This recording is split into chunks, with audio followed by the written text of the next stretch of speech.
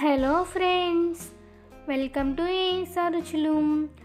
ఏసా రుచులలో ఈరోజు మనం తయారు చేసుకోబోయే రెసిపీ వచ్చేసి spicy and tasty onion chutney అండి. ఈ ఆనియన్ చట్నీ అనేది మనం ఇడ్లీలోకి, దోశలోకి, అదేవిధంగా రైస్లోకి సైడ్ డిష్గా ఉపయోగించుకోవచ్చండి. చాలా టేస్టీగా ఉంటుంది. మరి ఎలా తయారు చేయాలో చూసేద్దాం. దీనికోసం ఇలా పెద్దగా ఉండే 2 ఉల్లిపాయలని తీసుకోవాలండి. ఇప్పుడు మనం స్టవ్ ఆన్ చేసి ఒక ప్యాన్ పెట్టుకొని అందులో 2 స్పూన్ల వరకు ఆయిల్ని హీట్ చేసుకోవాలండి. ఆయిల్ హీట్ అయిన తర్వాత ఇక్కడ నేను పెద్దగా ఉండే 2 ఉల్లిపాయలని తీసుకున్నాను కదండి.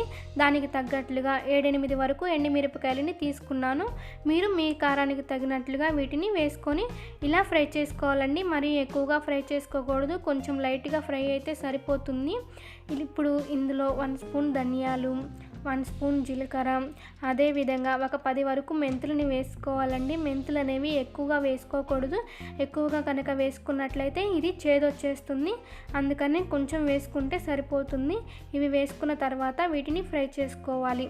ఇవి ఫ్రై అవుతూ ఉండగానే ఇందులో మనం 2-3 వరకు కరివేపాకు రెమ్మలని కూడా వేసుకొని బాగా ఫ్రై చేసుకోవాలండి.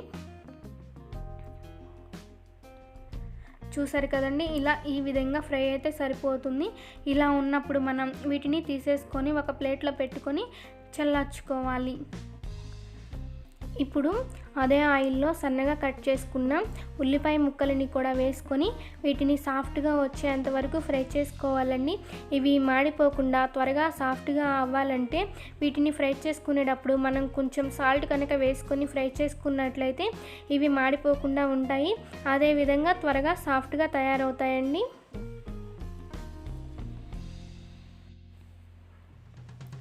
చూసారు కదండి, ఇక్కడ కొంచెం సాఫ్ట్గా తయారయ్యాయి. ఇలా ఈ విధంగా ఉన్నప్పుడు మనం ఇందులో కొంచెం చిన్న నిమ్మకాయ సైజంతా చింతపండుని వేసుకోవాలండి. ఈ చింతపండుని నేను ముందుగానే వేడి నీళ్ళల్లో నానబెట్టుకొని ఉంచుకున్నానండి. అదేవిధంగా కొంచెం చిటికెడు పసుపును కూడా వేసుకొని వీటిని ఇంకొంచెం సాఫ్ట్గా అయ్యేంత వరకు ఫ్రై చేసుకోవాలండి. మనం చింతపండు నానబెట్టుకున్న వాటర్ ఉన్నాయి కదా, అవి వేస్ట్గా పడబోయకుండా మనం చట్నీని గ్రైండ్ చేసుకునేటప్పుడు మధ్యలో యాడ్ చేసుకుంటూ గ్రైండ్ చేసుకోవచ్చండి. అవి అలానే పక్కన పెట్టుకొని ఉంచుకోవాలి. చూసారు కదా, ఇలా ఈ విధంగా ఫ్రై అయితే సరిపోతుందండి. ఇలా ఉన్నప్పుడు మనం స్టవ్ ఆఫ్ చేసేసుకుందాం. ఇప్పుడు ఒక మిక్సీ జార్ తీసుకొని మనం ముందుగా ఫ్రై చేసుకొని ప్లేట్లోకి తీసుకొని పక్కన పెట్టుకున్న మిశ్రమాన్ని అంతా కూడా ఈ మిక్సీ జార్లోకి యాడ్ చేసుకోవాలి. ఇప్పుడు ఇందులోనే 4-5 వెల్లుల్లి రెమ్మలని కూడా వేసుకొని మూత పెట్టుకొని దీనిని ఒకసారి గ్రైండ్ చేసుకోవాలి. ఇలా ఈ విధంగా గ్రైండ్ చేసుకున్న తర్వాత ఇందులో మనం సాఫ్ట్గా తయారు చేసుకొని పెట్టుకున్న ఉల్లిపాయ ముక్కలని కూడా వేసుకోవాలండి.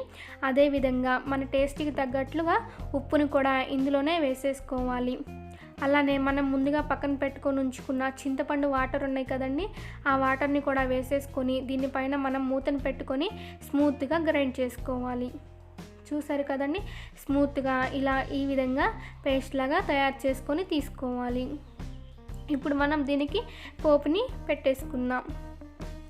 దానికోసం అదే ప్యాన్లో మరొక 2 స్పూన్ల ఆయిల్ని హీట్ చేసుకోవాలండి. ఆయిల్ హీట్ అయిన తర్వాత ఒక ఎండుమిరపకాయని ఇలా ఈ విధంగా తుంచుకొని యాడ్ చేసుకోవాలి. అదేవిధంగా 1 స్పూన్ వరకు పోపు దినుసులని యాడ్ చేసుకొని వీటిని ఆవాలు, జీలకర్ర చిటపటలాడేంత వరకు ఫ్రై చేసుకోవాలండి. ఇప్పుడు ఇందులోనే ఇలా 4-5 వెల్లుల్లి రెమ్మలని తీసుకొని పొడవుగా కట్ చేసుకొని వేసుకొని ఇవి కొంచెం కలర్ చేంజ్ అయ్యేంత వరకు ఫ్రై చేసుకోవాలి. మనకి ఈ పచ్చడి అనేది ఒక వారం రోజుల పాటు నిల్వ ఉంటుందండి. ఫైనల్గా ఇందులో కరివేపాకుని కూడా వేసుకొని ఫ్రై చేసుకోవాలి. ఇప్పుడు మనం గ్రైండ్ చేసుకొని పెట్టుకున్నాం కదండి చట్నీ, ఆ చట్నీని కూడా వేసేసుకోవాలి. ఇలా మొత్తం అంతా కూడా పోపులో వేసేసుకొని ఒకసారి కలిపేసుకొని స్టవ్ ఆఫ్ చేసేసుకుంటే మనకి spicy and tasty onion chutney ready అయిపోయిందండి. ఇడ్లీ, దోశ మరియు రైస్లోకి చాలా టేస్టీగా ఉంటుంది. మీరు కూడా తప్పకుండా ట్రై చేయండి. అదేవిధంగా ఈ వీడియో కనుక నచ్చినట్లయితే లైక్ చేయండి, షేర్ చేయండి. మరిన్ని వీడియోల కోసం ఏఎస్ఆ రుచులని సబ్స్క్రైబ్ చేసుకొని పక్కనే ఉన్న బెల్ సింబల్ని యాక్టివేట్ చేసుకున్నట్లయితే మేము అందించే నోటిఫికేషన్స్ మీకు అందుతాయి.